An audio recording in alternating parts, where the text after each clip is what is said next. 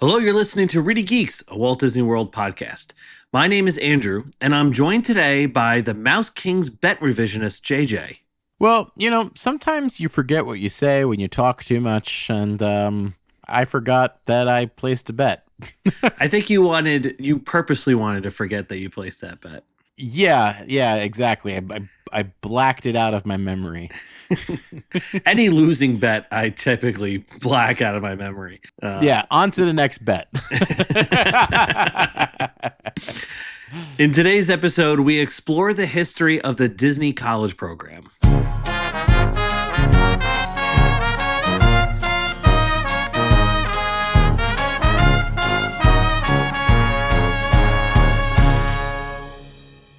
Since its launch in 1981, the Disney College Program has offered students a chance to trade a traditional semester on campus for a hands-on experience at the most magical place on Earth. What began as a small pilot program at Walt Disney World quickly expanded into a competitive opportunity, attracting applicants from across the country, and eventually the globe. The program has evolved over the decades alongside Disney's own growth, adapting to challenging labor needs, educational partnerships, and even housing models. In this episode, we're diving into the history of the Disney College Program, how it started, how it changed, and why it remains a defining experience for so many who've worn the Disney name tag. Wow. I'm so excited. This is something that I retroactively wish I committed to doing in 2010. Absolutely. Yeah. When I think about where I was in college, between 2010, maybe 2007, 2008, right? That was such a great time in Walt Disney World history. Yeah. You know what's funny is I think my mom even one time asked me about it. Because, I know in 2006, when I graduated high school, my mom knew that, one of the things I was thinking about going to school for was engineering, with the idea that I wanted to be a Disney Imagineer. Oh, you did? Really? Yeah, that was one of the things that I was thinking about going to college for in 2005, 2004. Ended up just being so done with school that I didn't want to actually do any real schooling and decided to do business and audio recording instead. But I knew about the college program and, it felt like something that I should have wanted to do, but it never ended up being on my radar. Yeah. Yeah. Me too. I knew of it. My brother had two close friends that had done it, and he's an older brother. So, we definitely knew about it. I just kind of thought that it wasn't going to work out with my major and that I wasn't going to get the credits I needed in order to graduate on time. But now I look back and I did not need to graduate on time. I could have definitely, I could have taken one semester. I could have waited. I don't know why I was so determined to grow up so fast. Yeah, even if it was just the summer after you graduated college, where you just say, okay, I'm going to go to start getting my master's in the fall or whatever, and you just in between. Yeah. Yeah, it was a lost opportunity, but so many other people have been able to do this over the years. And that's really what we're exploring today, is how this program developed and what it's turned into today. So just as a heads up before we get started, that this is going to be a two-part episode. Today, we're going to be exploring the history of it and touching a little bit upon what we know of it today. But then in the next episode, we're going to hear from various former cast members that were Disney College Program kids and what their experiences were and what they took away from that experience. Yeah, it's really exciting to do another two-parter. Yeah, I like these. It's good. It's the topic isn't done just yet. Stick around for next week. Please remain seated throughout your voyage, keeping your hands, arms, feet, and legs inside the boat. Okay, so the Disney College Program. First, I really wanted to start off, JJ, by pointing out that Disney has really always had young people working in the parks. If we go back to the start of Disneyland, you have summer jobs, of kids in high school and early, college. You have internships, shadow programs. So Disney has always had young people working in the parks, and it's not necessarily that the Disney College program started that. Right. Since we are talking about the Disney College program, we're going to start where the need really became true, and that would be in Orlando at the opening of Disney World. Okay.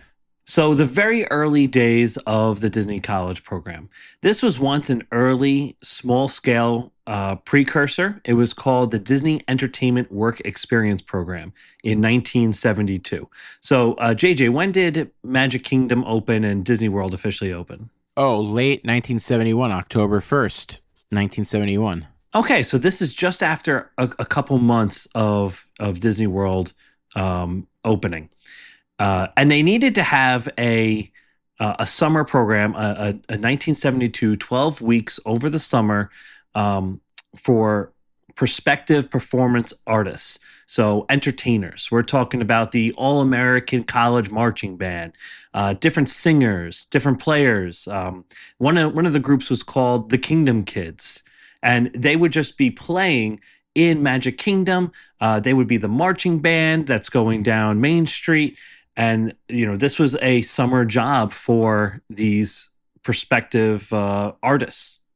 A little live entertainment to keep the guests happy during the busy and hot summer months. Exactly. It's crazy they knew that right away.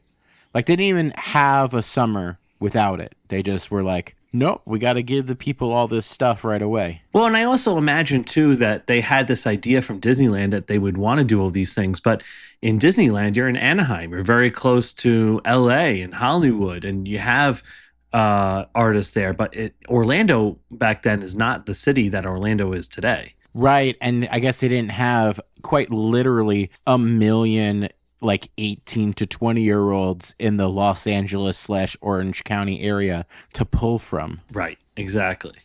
So this program was actually pretty interesting. It provided training sessions.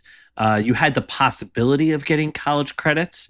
You had a housing grant and a stipend. It was $1,000 for the summer, which is approximately about a little under $6,000 today, adjusted for inflation. So that's pretty good for a summer job. It certainly was not making that. Not even close. Yeah. It was a small and very selective program.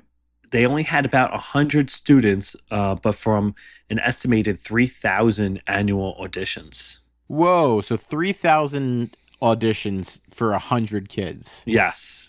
Wow. Yeah.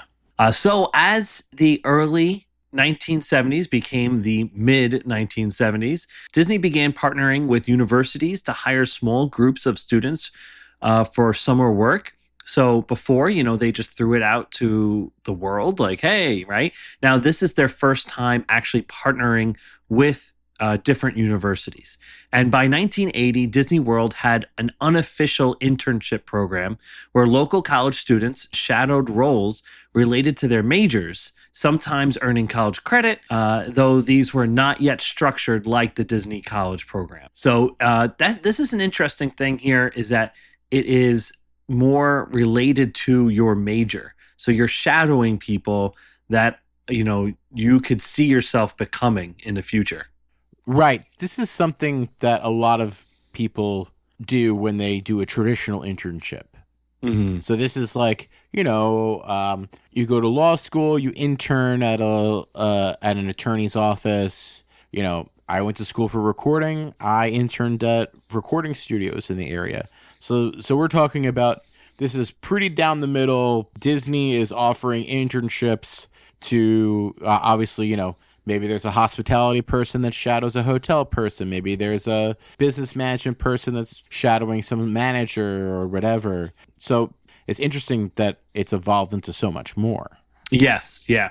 And it's going to evolve into more with a 1978 announcement of a new park coming, Epcot. So Epcot is announced in 1978. And there's literally like a little bit of a panic attack at Disney of where are we going to get these like 5,000 to 6,000 people that they're going to need to staff all of Epcot, right? Like, Yeah. literally, you're doubling the size of more than doubling the size of your parks, because Epcot's much bigger than Magic Kingdom. As we mentioned before, Orlando is certainly not the city that it is today. Today it's a huge growing metropolis, and back then it's extremely small. So they're going to get that labor from a new pilot program that they're starting. So in early 1980, they convened a 3-day meeting in Orlando with several dozen educators to create a blueprint for their college program. The educators emphasized that Disney needed to handle housing and that they provided at least a little bit of a classroom experience. And the primary motivation for this program was to institutionalize the employment of college students really on a massive scale, right? So everything up into that shadow program, even just accepting the 100 kids to work at Disney over the summer, like that's not an institution, right? That's not something like official. This would be like an actual program that the company is putting together on a massive scale. So the colleges that they approached are the University of Alabama, University of Georgia, University of North Carolina, Chapel Hill.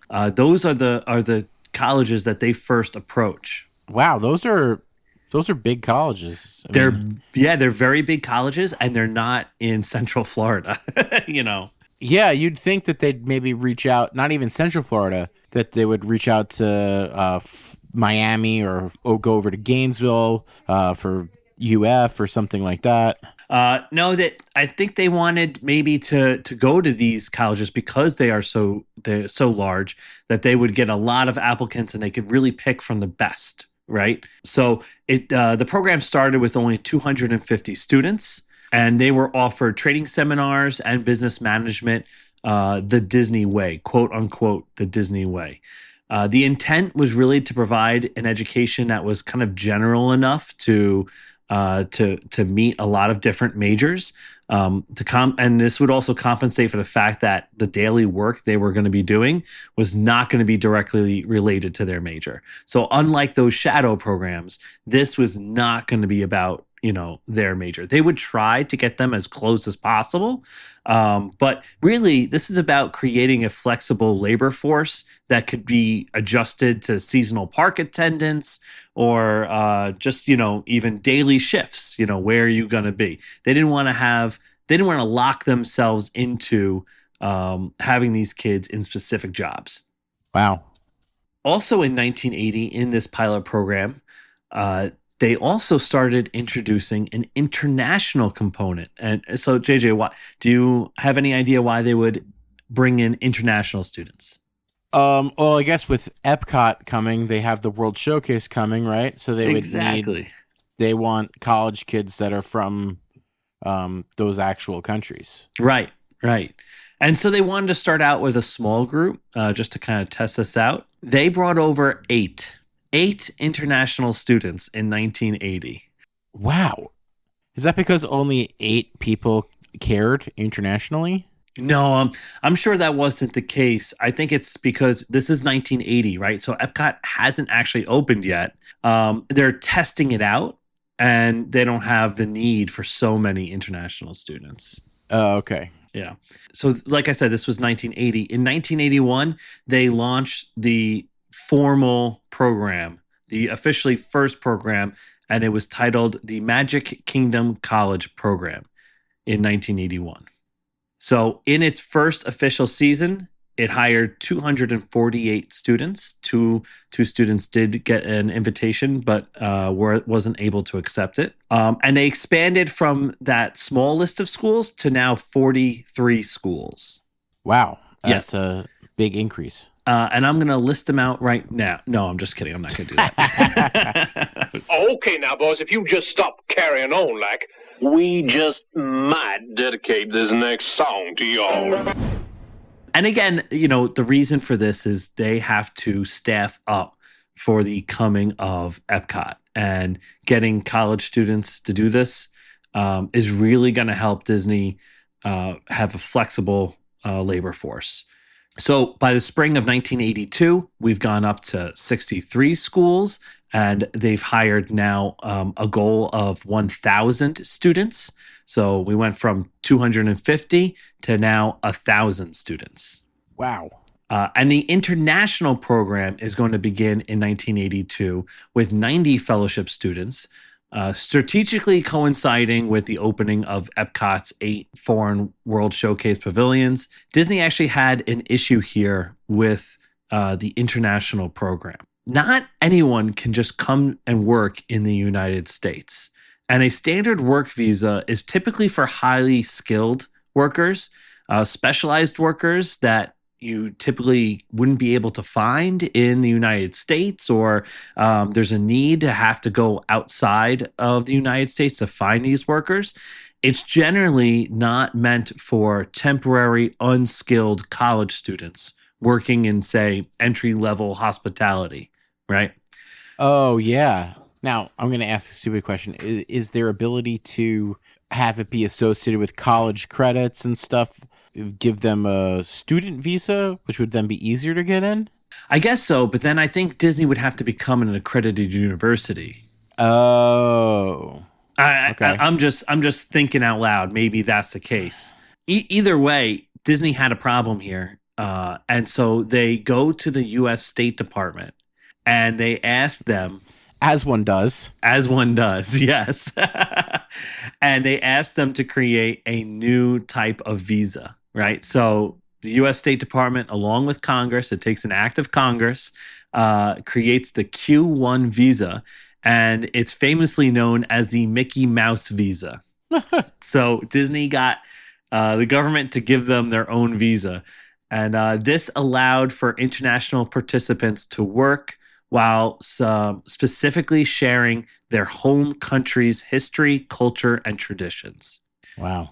This work visa is specifically for, I'm going to come to America and work in a position where I am sharing my home country's culture and traditions. And so that fits Epcot perfectly. Really, no one else in the country uses this visa other than Disney.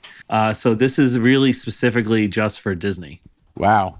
Must be nice to be that kind of corporation. Yes, yeah. We ended up microwaving frozen pizzas. So the program underwent several name changes over time. The Magic Kingdom College Program, like we said, in 1981, to the Walt Disney World College Program in 84. And then later it was renamed to the Disney Theme Parks and Resorts College Program in 2005. And actually, that's the official name of the program today. But everyone just calls it the Disney College Program. And even Disney refers to it as the Disney College Program. But it's technically the Disney Theme Parks and Resorts College Program. Wow. They always know what to name things. An insanely long name, right? Calm down, Rover. I was only kidding. All right, so that's a general overview. I wanted to talk to you, though, about the housing, because a lot of the college program kids talk about the housing and either how either just like acceptable it was or how terrible it was, right? Mm-hmm. And this was one of the criterias that a lot of the colleges said, hey, listen, if you're going to start this program, the only way we're going to be okay with this is if you give them a place to live, right? So the very first students in 81 were housed in what was called the Snow White Village Campground in Kissimmee. And basically, it was an abandoned mobile home park that Disney leased. Okay, so it wasn't campground sites. It was mobile homes? They turned into like dorm rooms? Yes. Yeah. Okay. I feel a lot better about that than I would about living on a campsite for 6 months. Yeah, right? So, like in a tent? No, they weren't in tents. Could you imagine? Oh yeah, that would be terrible. That would be absolutely horrendous. They took efforts to rehab the abandoned trailer park, installing new trailers, adding amenities like a swimming pool and a recreational center. And they had Disney security guards on site. But it still was pretty bare bones. Like, it didn't have any phones. That was like an issue. Well, I mean, I had my iPhone with me, so that's fine. I have a bad feeling about this. Okay, so the housing, as the program grew, the housing had to grow as well, right? And so they opened the Commons in 1998, Chatham Square in 2000, Patterson's Court in '08. And these they continued to keep on opening these places as the program kept on growing. Today, everyone was moved. All those places were closed, and they were all moved to Flamingo Crossing Villages, which is a very modern, large complex northwest of Animal Kingdom. But in my research, I found that actually a lot of people are a little unhappy with this.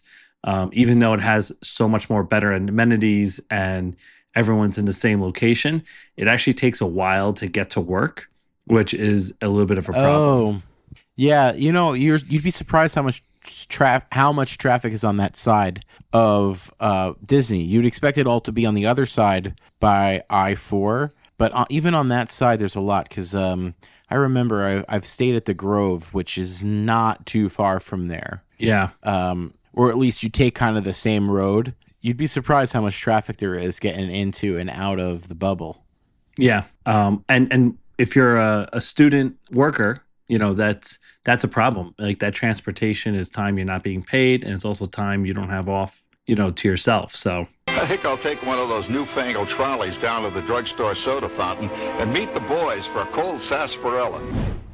Okay, so in talking about roles and the academic components, we originally said that in the beginning, the roles were more geared to people's majors and what they wanted to be when they grew up and things like that. But of course, as they expanded, they would get roles such as front desk or a lifeguard, housekeeping, parade audience control, food and beverage service, merchandise.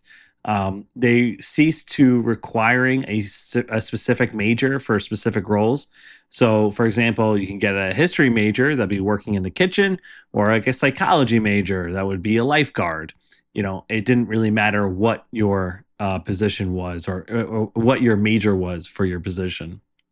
Right. I'd imagine that anyone that's lifeguard certified that's entering that program, they're probably going to funnel them right over to lifeguard. Oh man, that would probably convince me to get a lifeguard certification like the summer before you're going to apply. I mean, our co-host Sean at that time was lifeguard certified. Yes, that's right. That's right. Yeah. Although I wonder if I would have wanted that job. That also seems like a high stress job. Yeah, probably depends on where you are lifeguarding. Yeah. Certainly, Typhoon Lagoon wave pool, right. Very stressful. A kid's play area, maybe less stressful, just kids with their parents right on top of them already. Yeah, that's true. So there was an educational component to the program as well. In '81, when the program started, like in the beginning, they had 11 non-credited classroom sessions. So these would be classes you could take, but you didn't get credit for them. They were called Leisure Time Business Management Studies, which I guess is like vacation business. Like, you're in the business of people's vacations, maybe. Oh, I read it as leisure, like it was a class you would take in your leisure time. Oh, like when you're not working, you can take this class. Oh, yes. I think you're probably right on that. Yeah, that sounds about right. Well, either way, this is like a general education that's really meant to compensate for the fact that your daily work is not related to your education at all. And so you're technically at school still, right? Like, right. This is part of your college program. You're supposed to be learning something, right? Yeah. In '94, they enhanced their offerings. 4 core classes and three specialized courses. They would cover things like theme park management, resort management, human resources management. In 96, they added more business seminars. And really, what I kind of see here of what Disney is doing in the late 90s, they wanted to be known as like a place where you could go and live, or you could go and learn something, right? Like I think of the Disney Institute. Yeah. Yeah. Right. And so, this is also a time where people and different companies around America are really like acknowledging the fact of how good Disney's business practices are, and how good their employees are trained. So other companies are sending their employees to Disney to learn like the Disney way. And this is kind of tying into all of that. They really want to make it seem like these kids are coming here and are getting a good education the Disney way.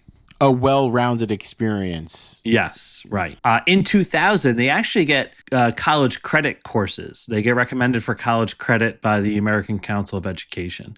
And those courses were on topics such as communications, experimental learning, which educator right there, that could have been me there. Human resource management, organizational leadership, hospitality management, all things that you would think of with Disney.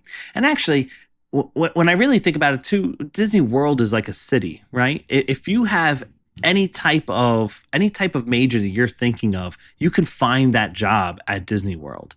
Right? You want to be a doctor, you want to be an engineer, you want to be a lawyer.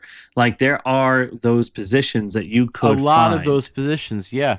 Yeah. And I'm not saying that as a college student you're going to work there, like you're still going to be doing attractions or like hospitality stuff, but they could provide a course on that. They have people working in that field on property. Or maybe doing what they used to do where, maybe one day a week you do like a shadowing. You shadow someone that's doing the thing you're actually training for by going to college, but then the other days maybe you're making corn dogs.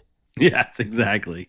Well, and this was all a way to kind of rebrand the program and their opportunities, or their offerings as exciting opportunities, not just these ordinary jobs at a theme park. How? That's proprietary. All right, so let's talk real quick about the immense growth of this program, right? So we mentioned in 1980, there were 250 students in the program. By 89, there's over 1,000. But today, there's thought of being nearly 15,000 students per season in the Disney College program. And I'm sorry, that's actually Walt Disney World alone, right? So we're focusing on Disney World. The Disney College program is also available at Disneyland. It's offered in Alani, at different Disney properties all over. But at Disney World, 15,000 students per season. And this is really a huge flexible labor force that Disney has at its fingertips. Yeah, that's a town. That is. Yeah. And there's a lot that goes into the selection of these 15,000 students because they get nearly 50,000 applicants, 50. Wow. Right? So they have to go 50,000 down to 15. So now when I think of anyone who got the opportunity to go to the college program, like I feel like you're very lucky. Oh yeah. Yeah, that's incredible. Yeah. To be part of that. I'm thinking about 15,000 different kids a year doing this, like that, and thinking like, yeah, like I said, like that's a town. Like, isn't this kind of the Disney company doing Walt's actual Epcot, like experimental prototype city of tomorrow? Like, isn't this a way that he's actually doing that? Like, he gets these temporary workers that are on a break from training, right? Like, yeah, like they're on this training. They're in college. They're training for this job, but they're taking a 6-month break to go work in this basically a city. I mean, there's, 80,000 employees and these 15,000 college students. Like, that's a city. You're talking about. Right. Working. And those are people working, Right. Just people. All right. That's just the people working for the park. Right. And then when you think about how many people are just on the property in general, like on vacation, like, yeah, it certainly is a city, and it has to deal with all the problems of a city and all the things that come along with the city. But I didn't even consider the fact that that Disney didn't want his workers to be permanent residents. I forgot about that. Right. And these are also specifically transient. Like, you can stay in these houses for 6 months, but then you got to get out. Yeah. You can apply to stay longer if you want. Right. But yeah, you can get extension maybe. Yeah. Yeah. But it's up to the Disney company to grant you that or not. Wow, that is pretty interesting. Yeah.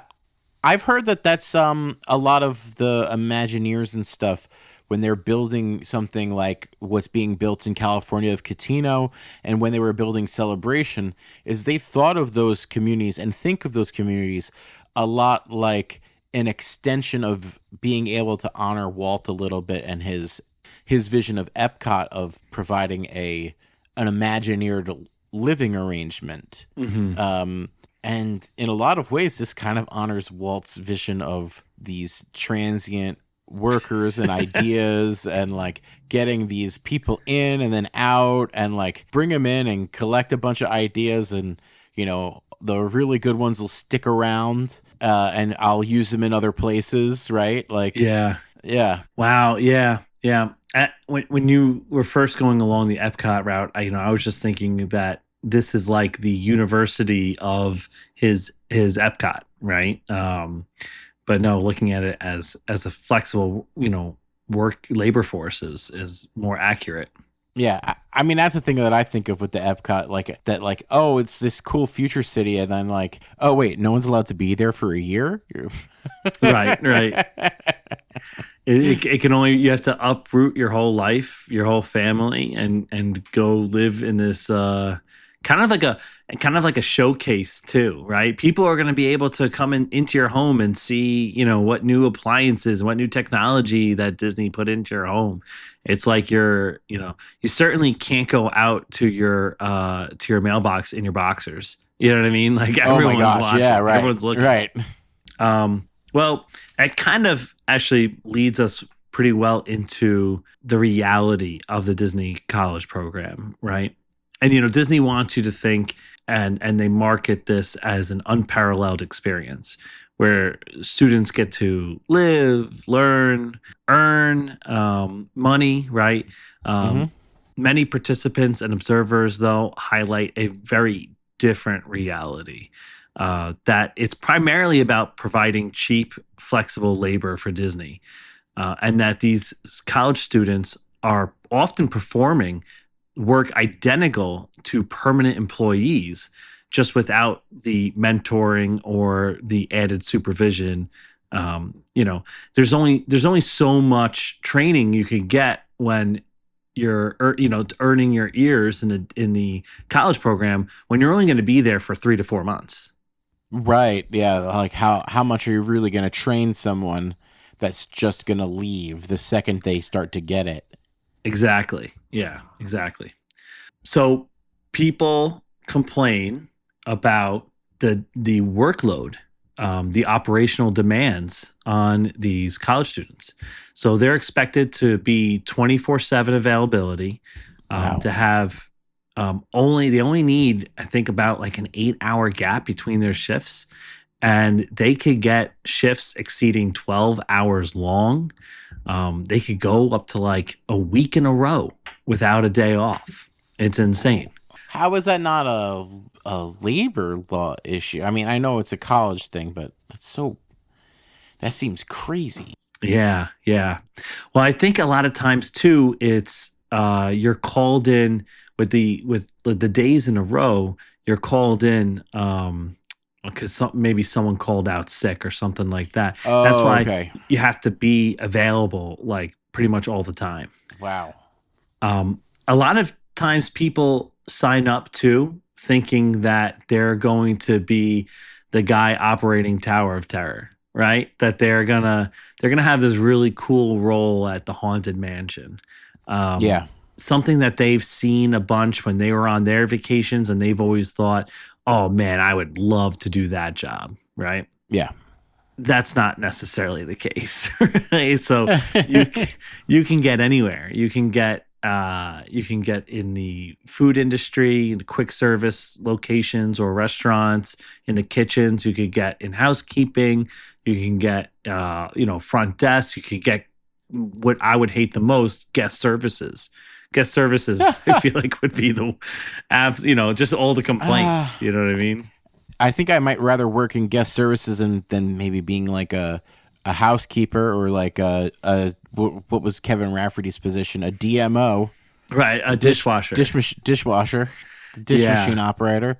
Yeah, and that's all good and well if it's a starting off point, right? But I think when these kids join, knowing that they're only going to be there for one semester, they kind of want it to be magical. But to not really know what you're going to do before you get there, you know what I mean?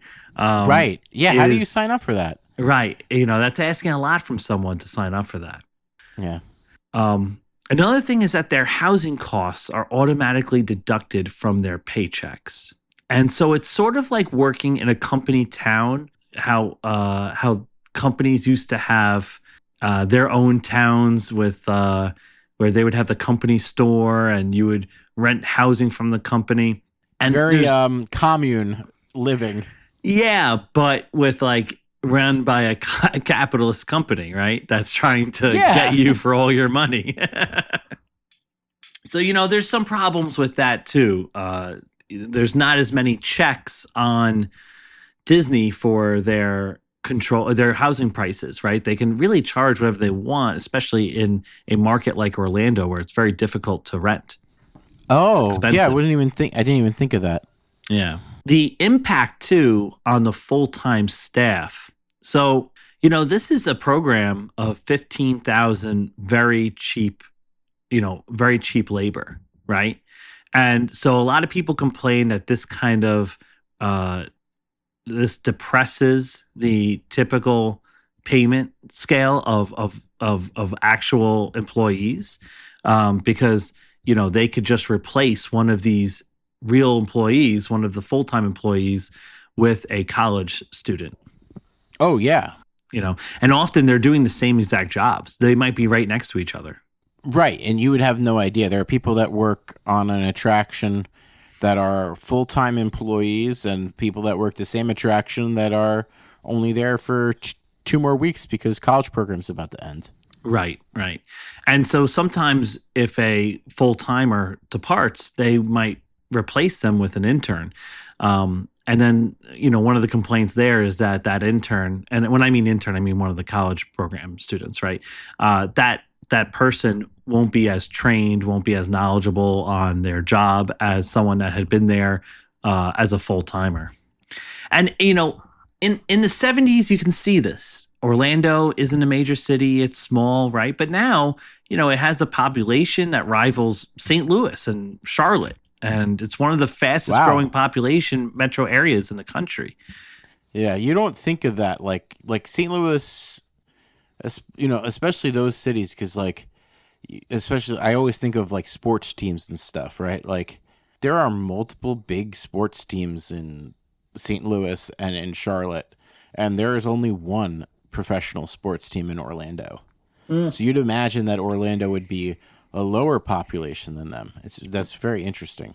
Yeah, that is interesting. I wonder if that's also because of the uniqueness of Florida and how Florida developed. That Tampa has one, Miami has one. You can't have too many sport teams in the same region, right? Same network area. Tampa's also pretty close. Yeah. The one team that Orlando has, there's not a Tampa version of it. There's no Tampa basketball team. Right. Yeah. They would cannibalize each other because they're so close. So it's a huge impact on full-time staff because if Disney can just replace that worker with a college student, they probably are going to, right? And it gives full-time staff less leverage in getting better accommodations and better pay.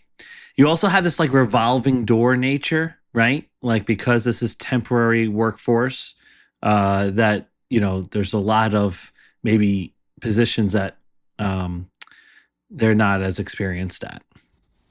If there's a problem that happens once every 6 months, then they'll never learn it. Yeah. Because that problem will happen and no one will have told them what to do when that happens. Yeah. So something like that, right? Yeah, absolutely. And another big complaint is the educational versus work value, right? So they really don't prioritize the education piece, even though Disney kind of wants you to think that. A lot of students say it was really an afterthought. And colleges sometimes are seen as like the easiest college credits you can get. And like, maybe not connected at all to what their actual major is. So, the educational piece is not typically why people are going to join the Disney college program. Right. It's about work, and you know what? There's a lot of value in learning how to work for a big company. Yeah. So I'm glad you said that, because while I feel like we just been talking about the downside of the Disney college program, there are a lot of positive experiences that people talk about. That really, this is like a significant draw to like, typical Disney kids, right? Like these are people that want to be in the parks, that enjoy the employee discounts or any of the perks that they get. This is a huge company too. And having Disney's name on your resume could be a huge advantage in a job interview. Right. And I would imagine that these job interviewers know that Disney is a leader in their field with customer service and how to like talk to a customer or a consumer. Yeah, I'd imagine that seeing Disney and seeing this college program, like maybe they even know that this is a prestigious thing. Like you're talking about 1 in 4, 1 in 5 get rejected. Only 1 or 4 get accepted. 15 out of 50. Yeah, we'll have to ask Reedy Gal Emily on that math. 3 out of 10. 3 out of 10. It's 3 out of 10. Wow. 15 out of 50 is 3 out of 10. Okay. So I trust you. You're talking about you're right in between a quarter and a third acceptance rate. So you're talking a 30% acceptance rate is really hard. It's a difficult thing to earn and get in there. So I would imagine it would look really good on a resume. Yeah. And, it also could provide you some networking opportunities too. The program has people, 15,000 people per season. That's per like semester, right? So you have hundreds of thousands of people out there in the real world that have gone through this program, and seeing it on your resume might be, spark someone's interest. Like, oh, you did that? I did that too. I did that back. Oh, in blah, blah, blah, right? Yeah, it would look like almost like how sometimes a fraternity might help somebody. Yes, exactly. Yeah.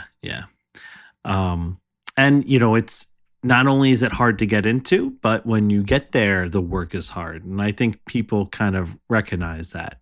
Certainly anyone that's been to a Disney park and has seen a cast member working knows that those cast members work very hard. And how good they are. Like here's the thing. A lot of the people that you talk to are going to be these college program people. How often do you talk to a cast member and it's not an excellent interaction from a highly trained employee? Yeah. As much as I was giving I was talking down how much training there must be if Disney or only lack has of them. training. Yeah, right. That's what I mean. Like as much as we might think there's a lack of training, it's not like your regional theme park where they threw you on the ride and they gave you the training this morning, right? Like you still go through a significant amount of training, get all of your keys, right? Isn't that something? Yeah, it's a 5 keys. 5 keys. Right? It's almost like their benchmark of how to give good service to somebody. Right, And right. it's yeah. Traditions. That's the name of the training program too. Okay. Yeah. So you've gotten through that, and so I think that's something good to have on your resume. But also, maybe you just want a career at Disney. A lot of members of the Disney College program go on to full-time positions at Disney. I know of at least two people that my family is friends with that are both in the still at the Disney company working at Disney World, and they have just gone up into management positions. Wow. I should talk to them more. maybe get some discounts. No, I'm just kidding. And as much as people talk about how the pay isn't that great and they take out for the living expenses and things like that, we should also just point out that this is essentially like an internship, a very competitive internship, and internships are not always paid, right? Right. So someone who may not be able to or have the opportunity to take an unpaid internship maybe might be able to take a Disney College program, right? Because that at least paid at minimum wage. Yeah, it's interesting to think about. I think unpaid internships are on their way out. But when we were in college, most internships were unpaid. Oh yeah, definitely. It would be rare that someone would have a paid internship. Yeah. Another part of this is like it's just a different college experience. Like not everyone likes college, just like not everyone's going to like this Disney College program. But it's an opportunity to live away from home, to experience a new part of the country for some people, to develop independence. And it seems like you just get the college experience in just a different way. Yeah. And maybe it's a good avenue for someone that's maybe going to a community college, going to to get a taste of the living away college experience too. Mm-hmm. Yeah, definitely. Well, and it comes down to what you make of it, right? Like people who go into this program with realistic expectations are probably going to have a better time. You probably can't think of it as just a vacation, right? You're going there to work. Right. If you think of it as I'm going to Disney World for 6 months, you're probably not going to have a good time.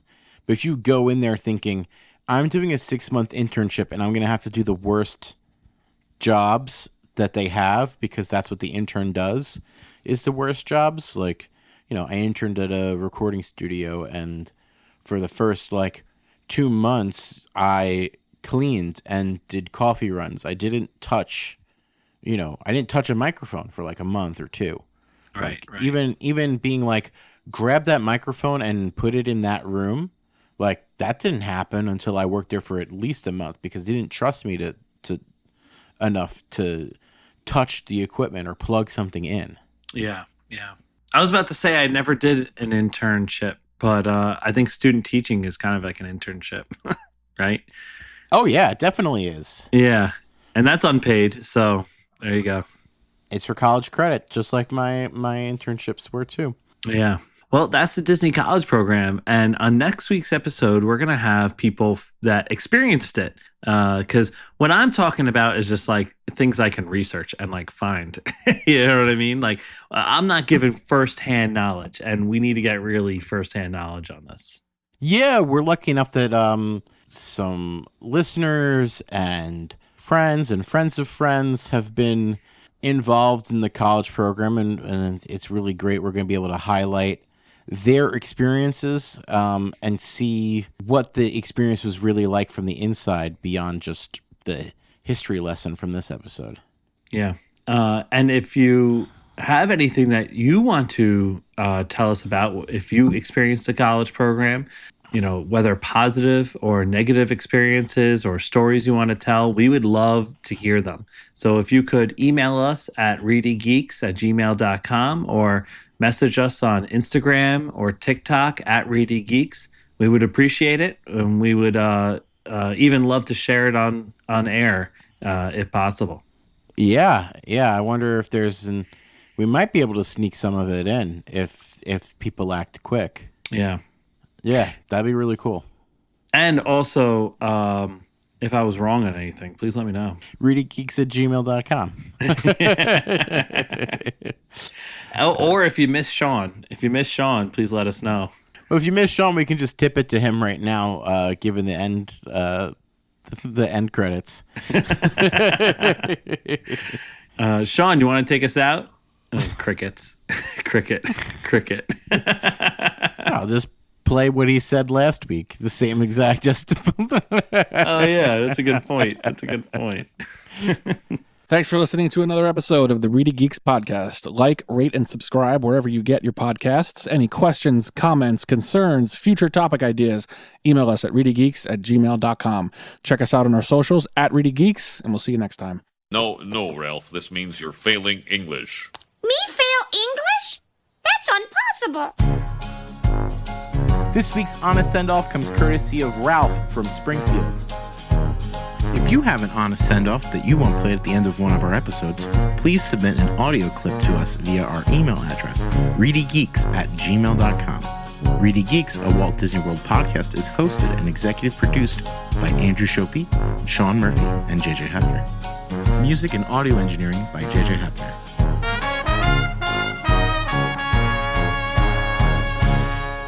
Bon voyage.